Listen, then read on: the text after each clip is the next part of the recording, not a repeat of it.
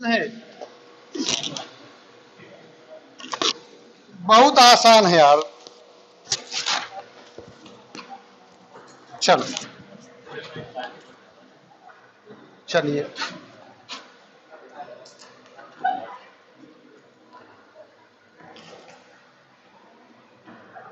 Questions लिखो। 15:x समानुपात 5:y हो तो x अनुपात y का मान याद कीजिए। 15:x समानुपात 5:y हो तो x अनुपात y का मान ज्ञात कीजिए। ठीक है, ऑप्शंस में लिखिए 2:1 पहला ऑप्शन से, दूसरा ऑप्शन से 1:3। यही सही है। वाह रे मेरे यार, वाह। तीसरा ऑप्शन लिखिए 3:1। चौथा ऑप्शन लिखिए 1:2। ठीक है, कितना आएगा? 3:1। चलिए देखिए, आओ अब मैं अपने तरीके से इसको बता दूं ना एक बार। शो अब इधर कर दो, अब इधर कर दो।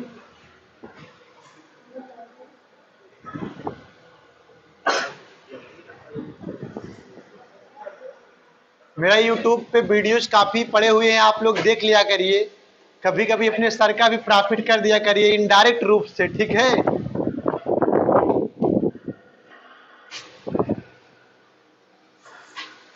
चलिए चलो देखिए,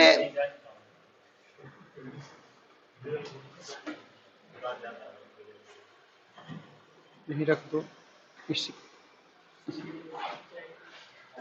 चलो देखिए, देखिए शो में बैठ जाओ।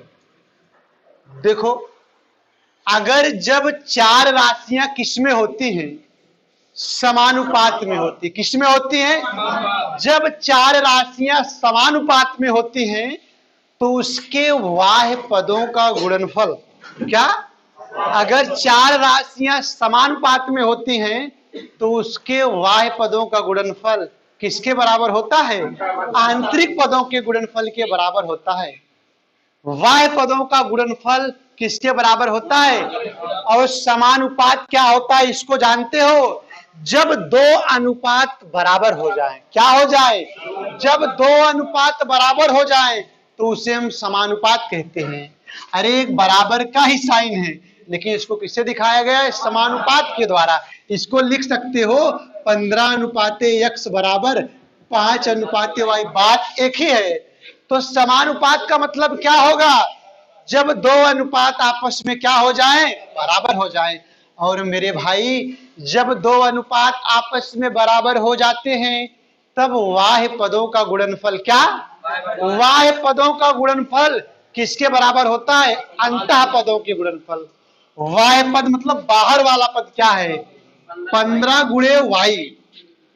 15 × y बराबर अंतः पद क्या है? 5 × x।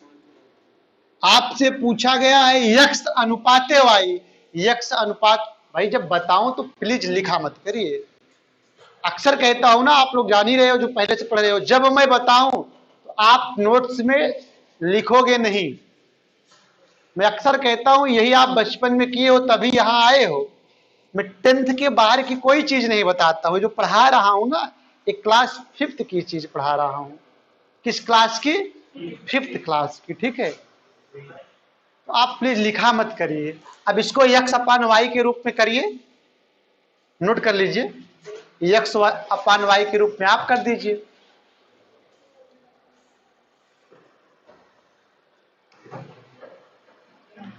एक अनुपात 3 नहीं यार, y इधर जाएगा तो x/y होगा। एकदम बेसिक देखिए। ठीक है मन?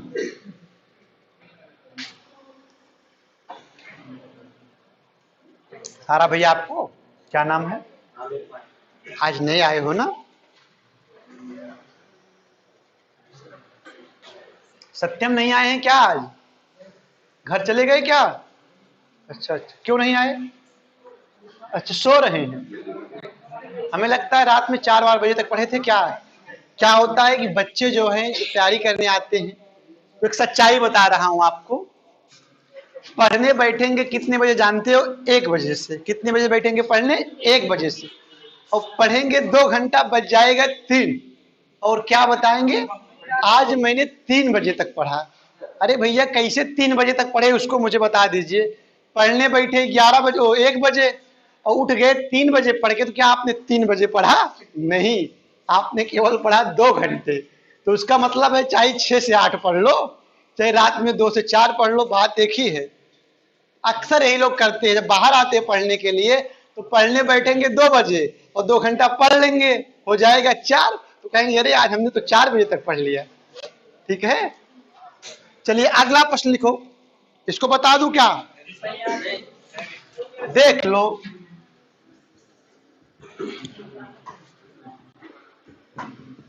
3:1। चलो अगला प्रश्न लिखो। 10 प्रश्न हो गए ना? क्वेश्चन नंबर 11 लिखो। 1200 रुपए का, 1200 रुपए का 2 साल के लिए 10% वार्षिक ब्याज की दर से, 1200 रुपए का 2 साल के लिए 10% वार्षिक ब्याज की दर से चक्रवृद्धि ब्याज ज्ञात कीजिए। लो, इतना आसान प्रश्न देख रहे हो? लल्लू लल्लू जैसे प्रश्न पूछे गए हैं यूपीपी में। सब प्रश्न मैंने बताया है। फिर से बोल दूं क्या रिपुल? वाह रे मेरे यार, वेरी गुड। देखिए एकदम नया बच्चा है, अभी 12th से आया है पास करके, हर प्रश्न का आंसर देता है, और यूपीपी की वैकेंसी आई तो बुक के रख देगा। जिस तरीके से मेहनत कर रहा है, वेरी गुड। 252। और सब लोग सॉल्व करिए।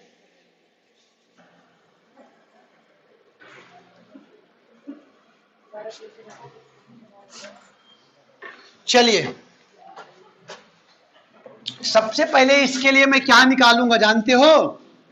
चक्रवृद्धि मिश्रधन। देखिए, मैं सारा प्रश्न आपको बेसिक से पढ़ाऊंगा। बेसिक से पढ़ाने का जानते हो क्या प्रॉफिट होता है? कि अगर एग्जाम में क्वेश्चन इधर उधर कर दिया जाए तो आपको कहीं जरा से भी क्या ना हो, प्रॉब्लम्स ना हो। तो चक्रवृद्धि मिश्रधन ए बराबर क्या होता है यार? P1 प्लस R/100 पे पावर n।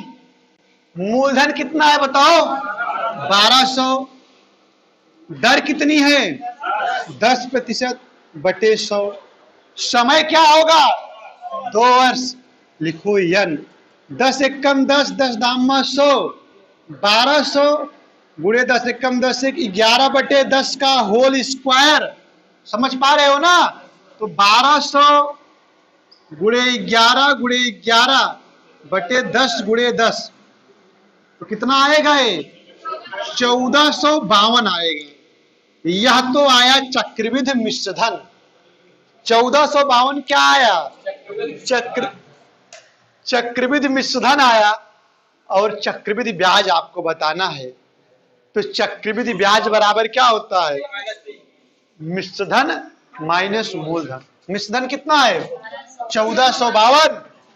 और हाँ, 1452 में से भैया 1200 घटा दो, कितना आया? लो, यह भी हो गया। ठीक, अब कितना प्रश्न हुआ बताओ? 11। अब लिखिए क्वेश्चन नंबर 12। क्वेश्चन नंबर 12 लिखो भैया।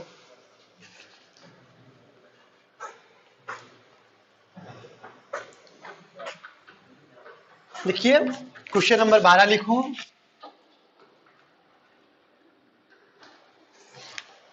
किसी खिलौने का अंकित मूल्य 2100 रुपया था। किसी खिलौने का अंकित मूल्य 2100 रुपया था और इस पर सेल के दौरान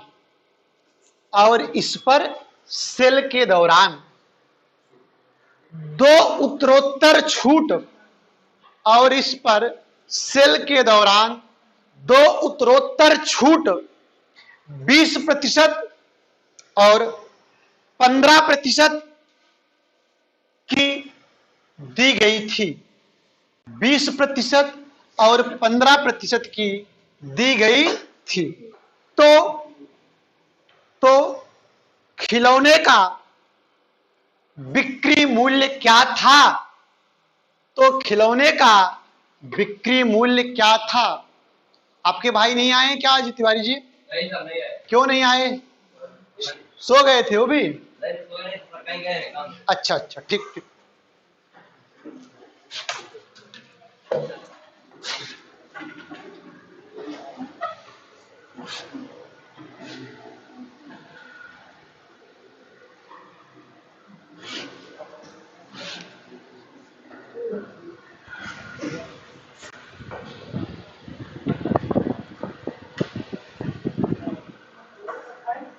कितना भैया? यस यस, ठीक ठीक, वेरी गुड।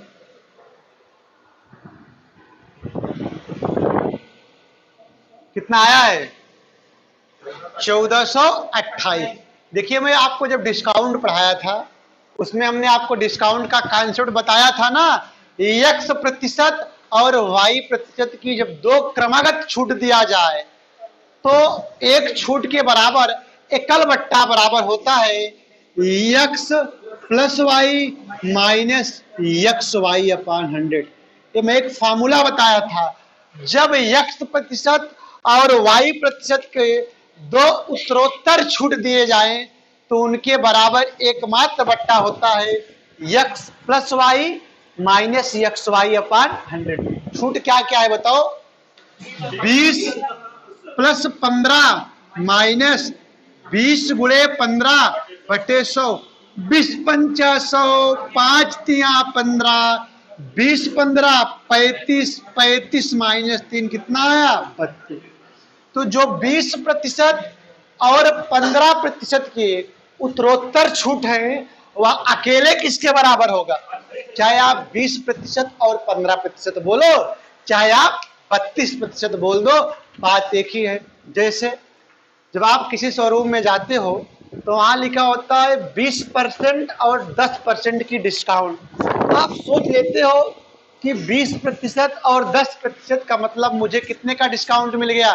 30 का। लेकिन वास्तव में 30% का डिस्काउंट नहीं होता है। वह कितने का डिस्काउंट होता है?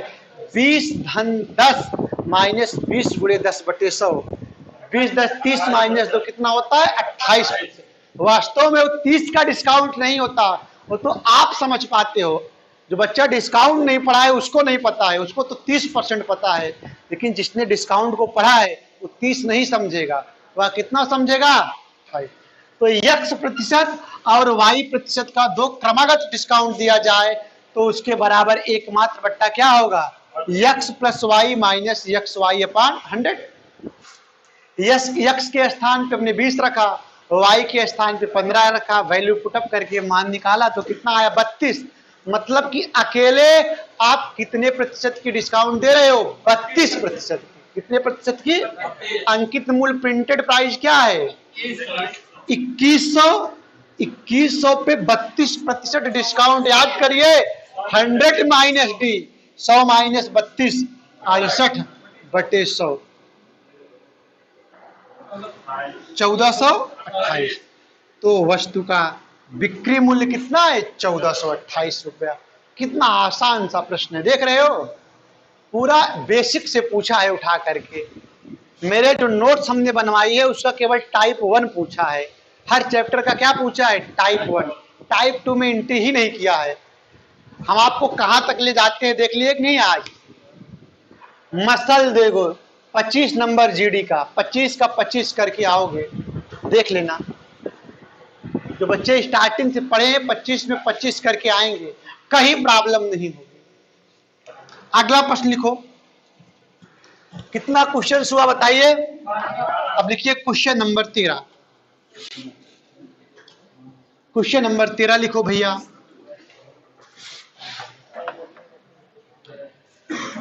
क्वेश्चन नंबर 13 लिखिए।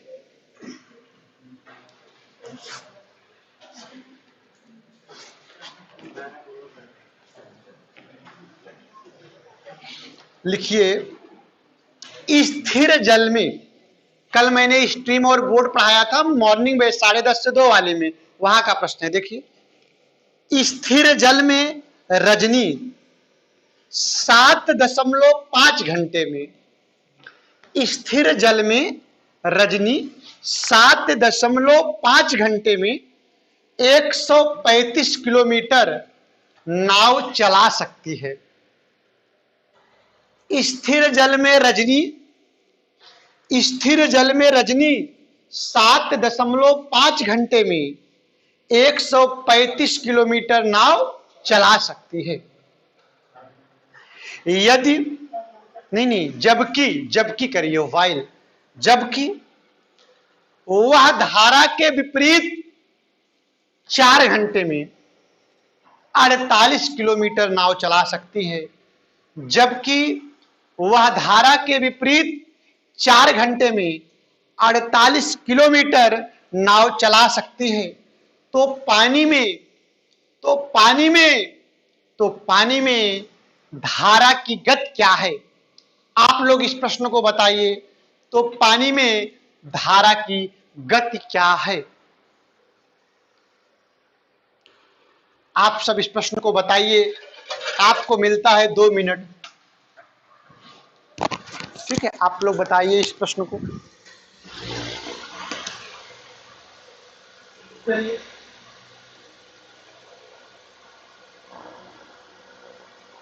बताइए।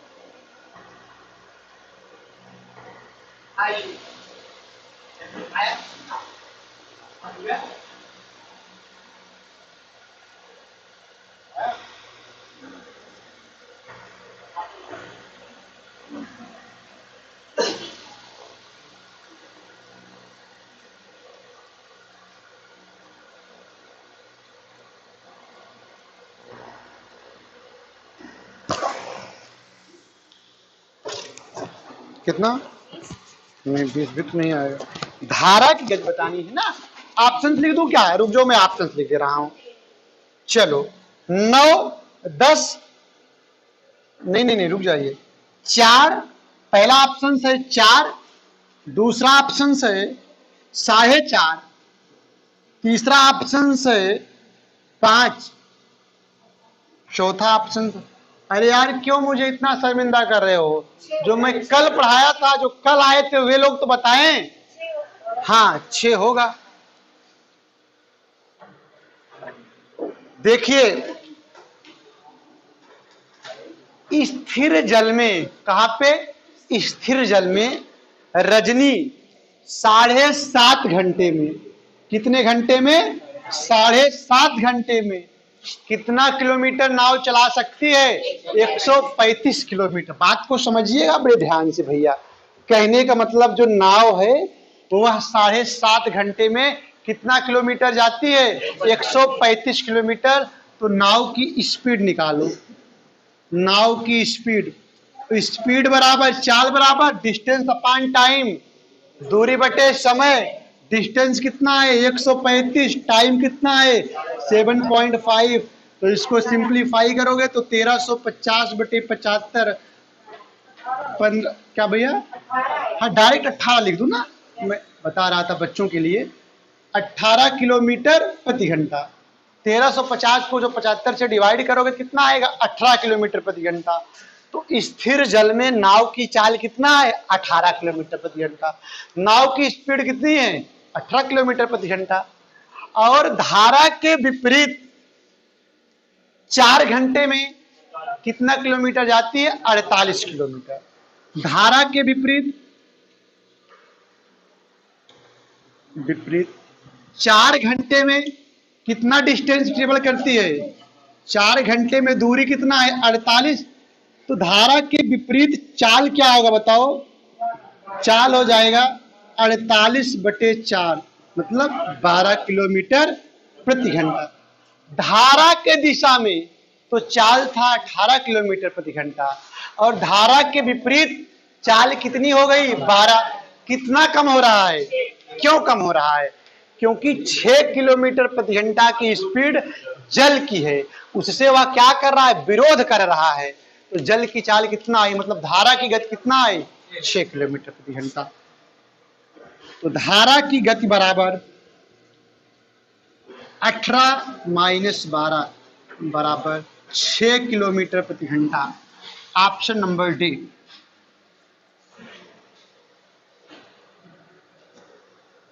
चलो